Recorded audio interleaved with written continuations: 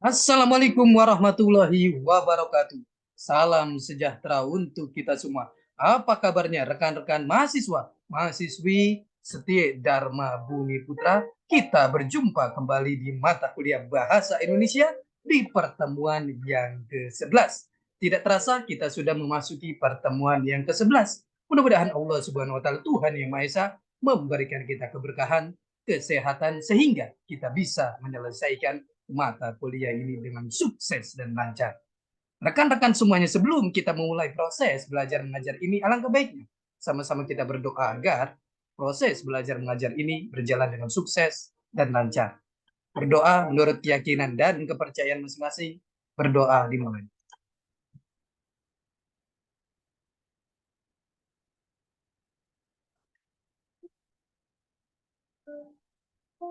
Selesai.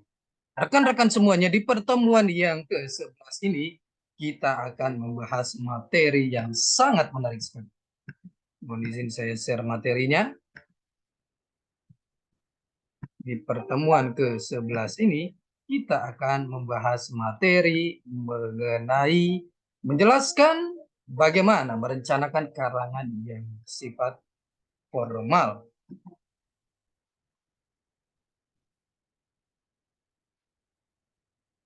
Hakikat perencanaan karangan. Menulis merupakan proses kreatif. Pertama, tahap persiapan, yaitu mengumpulkan informasi, merumuskan masalah, menentukan arah dan fokus penulisan, mengamati objek yang ditulis, dan memperkaya pengalaman kognitif untuk proses selanjutnya. Seperti penentuan topik yang kreatif, unik, menarik, memikat, agar menimbulkan dorongan pembaca untuk membaca. Kedua, tahap inkubasi pendadaran, yaitu proses logis dengan memanfaatkan seluruh informasi yang dikumpulkan dari sebab ke akibat atau dari tesis, antitesis, sintesis, yang merupakan pemikiran sinergis, kreatif, merupakan solusi, pemecahan masalah atau jalan keluar atas pemikiran yang dihadapi. Ketiga, tahap iluminasi atau kejelasan yang ditandai dengan adanya inspirasi pemecah masalah. Keempat, tahap verifikasi, yaitu mengevaluasi, memeriksa kembali atau menyeleksi secara keseluruh tahapan, dan menyusun kembali sesuai dengan fokus tujuan penulisan. Objektif, setiap pernyataan, kata, frasa, kalimat, paragraf dapat diukur. Untuk itu, penulis harus menggunakan kata-kata denotasi, bukan konotasi. Logis, menggunakan penalaran yang sistematis dari topik, permasalahan, tujuan, analisis atau pembahasan, sampai dengan kesimpulan dan saran. Empirik, menggunakan data yang diperoleh melalui pengalaman, pengamatan, atau penelitian. Karakteristik karangan ilmiah. Perencanaan karangan ilmiah pada tahap awal yaitu menentukan jenis karangan yang akan ditulis. Makalah, artikel jurnal, proposal, laporan ilmiah. Menentukan jenis karangan ilmiah. Jenis-jenis karangan ilmiah. Makalah, sistematika makalah, judul, abstrak, pendahuluan, pembahasan, isi, kesimpulan, dan daftar pustaka. Langkah penulisan, menentukan dan membatasi topik, membuat kerangka dan mengumpulkan bahan, membaca buku sumber pustaka dan menentukan bagian yang akan dirujuk, menulis draft atau rencana konsep makalah, menyunting draft yang ditulis, menyempurnakan makalah hingga siap cetak. Artikel jurnal, karangan ilmiah dalam bidang ilmu tertentu yang diterbitkan dalam sebuah jurnal. Artikel jurnal diklasifikasikan ke dalam dua kategori. Pertama, artikel ilmiah yang bertujuan untuk membuka forum diskusi, argumentasi, analisis, dan sintesis sejumlah pendapat dan temuan para ahli dan pemerhati dalam kajian ilmu tertentu. Jenis ini menyajikan kajian hasil analisis suatu topik tanpa mengaitkan penelitian, kesimpulan atau penutup terkait dengan ketajaman dan kedalaman analisis kritis penulisnya. Kedua, Artikel yang berisi kajian hasil penelitian. Kesimpulan jenis ini terkait dengan variabel bebas dan variabel terikat yang diteliti. Format penulisan artikel jurnal. Judul artikel mencerminkan materi bahasa pada kata atau istilah yang digunakan dalam judul. Berdaya tarik kuat untuk merangsang pembaca boleh menggunakan kata yang provokatif agar merangsang orang untuk membacanya. Dapat dirumuskan dalam kalimat berita atau kalimat tanya. Nama penulis ditulis lengkap tanpa gelar akademis atau gelar profesi untuk mencegah timbulnya kesan senioritas. Boleh mencantumkan gelar kebangsawanan atau keagamaan.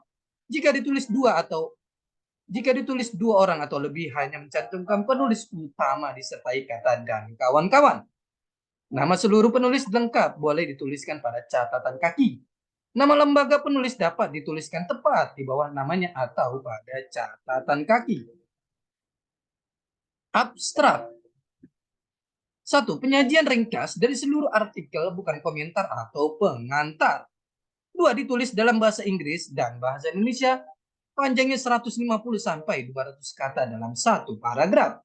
3. Diketik dengan spasi tunggal, ditempatkan menjorok 5 ketikan dari margin kiri maupun kanan. 4. Kata kunci merujuk bidang ilmu yang dikaji, ditulis di bawah abstrak. Pendahuluan. 1. Menarik perhatian pembaca, mengacu pada permasalahan yang dibahas, menekankan masalah yang kontroversial.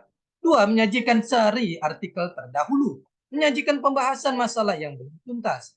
3. Diakhiri dengan rumusan masalah atau tujuan singkat yang akan dibahas. Bagian inti. 1. Berisi pembahasan, analisis, argumentasi, komparasi, dan pendirian penulis tentang masalah yang ditulis. 2. Pembahasan bersifat argumentatif, analitis, kritis, sistematis, dan logis. 3. Tidak bersifat instruktif dan diusahakan bersifat komparatif, juga bukan enumerasi atau pencacahan materi, kompilasi seperti diktat. Penutup atau kesimpulan. 1. Menandai akhir artikel hasil pemikiran. Pilih penutup atau kesimpulan, sesuaikan dengan tradisi jurnal yang akan memuat artikel. 2. Merupakan panduan hasil pemikiran, pendapat ahli, dan teori yang digunakan. 3. Merupakan jawaban atau solusi masalah atau pendirian penulis atau pembahasan. 4. Menyajikan rekomendasi yang ditujukan kepada seseorang atau suatu lembaga. Daftar pustaka. 1. Mencantumkan pustaka yang benar-benar di ujung dalam pembahasan artikel. 2. Daftar rujukan ditulis pada halaman terakhir, bukan halaman baru. 3. Disusun berdasarkan alfabetik penulis. 4. Mengikuti standar internasional. Proposal. Karangan ilmiah yang berisi rancangan kerja. Proposal mempunyai beberapa jenis. 1. Proposal skripsi mahasiswa. 2. Proposal penelitian. 3. Proposal kerjasama untuk melakukan suatu kegiatan yang didanai oleh sponsor. Susunan proposal. 1. Judul kegiatan. Berupa frasa bukan kalimat. 2. Latar belakang. Berisi pemikiran yang mendasari, kesenjangan konsep ideal dan fakta. Masalah, keaslian penelitian yang menjelaskan bahwa penelitian ini belum pernah dilakukan dan manfaat penelitian. 3. Tujuan penelitian. Dirumuskan secara jelas, tegas, dan sinkron dengan masalah, pembahasan, dan kesimpulan. 4. Tinjauan pustaka. Disusun secara sistematis, berisi berbagai informasi dari bacaan, referensi, dan data empirik yang dapat menunjang penelitian. Landasan teori. Seperangkat proposisi yang sudah didefinisikan secara operasional dan saling berhubungan. Penjelasan hubungan antar variabel. Landasan teori disusun berdasarkan tinjauan pustaka yang dapat menghasilkan kerangka berpikir, hipotesis, dan pemecahan masalah. 6. Hipotesis, jika ada. Disusun berdasarkan landasan teori atau tinjauan pustaka. Penelitian tidak harus menggunakan hipotesis. 7. Metode penelitian menyebutkan materi penelitian, instrumen pengumpulan data, proses penelitian, variabel dan data yang dikumpulkan, analisis hasil. 8 jadwal kegiatan berisi tahapan penelitian, rincian kegiatan setiap tahap, waktu yang diperlukan untuk mengerjakan setiap tahap. 9. Daftar pustaka. Laporan ilmiah, penyampaian informasi yang ditulis secara lengkap, jelas, sistematis, objektif. Laporan berfungsi informatif, pertanggungjawaban, pengawasan atau pengambilan keputusan. Satu laporan informatif bersifat memberi informasi tanpa analisis atau rekomendasi sehingga pembaca laporan memperoleh gambaran secara menyeluruh dan dapat mengikuti perkembangan informasi yang sedang berlangsung. 2. Laporan rekomendasi. Selain penyampaian informasi juga menyertakan pendapat pelapor. Misalnya, alasan terjadinya informasi dilaporkan. 3. Laporan analisis berisi informasi yang disertai uraian pendapat dan saran pelapor. 4. Laporan kelayakan atau penilaian menyajikan analisis suatu masalah secara mendalam sehingga menghasilkan keputusan layak atau tidak layak. Laporan ilmiah bersifat formal dalam bentuk naskah. Misalnya, 1. Laporan buku berisi pendahuluan, isi buku, komentar, dan kesimpulan. 2. Skripsi berisi halaman sampul, halaman judul, lembar pengesahan nama dan kedudukan pembimbing, kata pengantar, abstrak, daftar isi, daftar tabel, daftar gambar, daftar lampiran.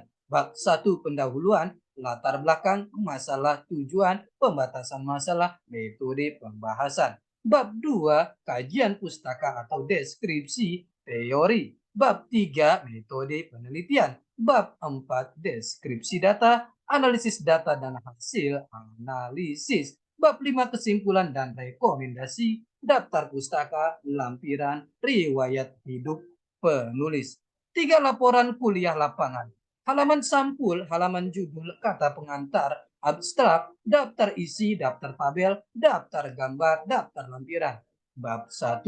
Pendahuluan, latar belakang, masalah, tujuan, pembatasan masalah, metode pembahasan. Bab 2. Kajian pustaka atau deskripsi teori. Bab 3. Metode penelitian. Bab 4. Deskripsi data, analisis data dan hasil analisis. Bab 5. Kesimpulan dan rekomendasi, daftar pustaka, lampiran. 4. Laporan penelitian. Halaman sampul, halaman judul, lembar pengesahan, nama dan tanda tangan peneliti dan ketua lembaga. Rekan-rekan semuanya, ini adalah pertemuan kita yang ke-11. Kita akan berjumpa di pertemuan selanjutnya.